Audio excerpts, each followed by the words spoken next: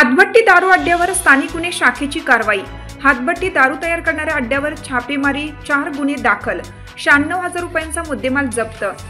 लातूर जिल्ह्यातील अवैध धंद्यांवर प्रभावी नियंत्रण ठेवण्यासाठी पोलीस अधीक्षक अमोल तांबे यांच्या आदेशानुसार विशेष मोहीम राबवण्यात येत आहे।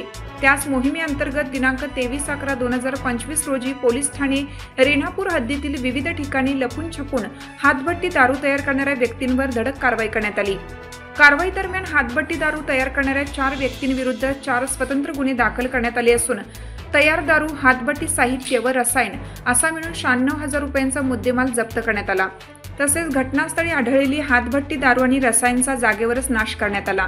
ही कारवाई वरिष्ठांच्या मार्गदर्शनात स्थानिक गुन्हे शाखेचे पोलीस निरीक्षक सुधाकर बावकर यांच्या मार्गदर्शनाखाली पथकातील पोलीस अंमलदार साहेबराव हाके, रिया सौदागर, मनोज खोसे आणि प्रवीण कोळसुरे यांनी केली।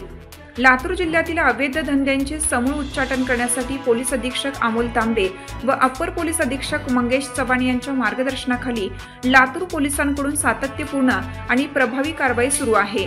अवैध हातभट्टी विरोधातील ही मोहीम यापुढेही अधिक तीव्र गतीने चालू राहणार आहे।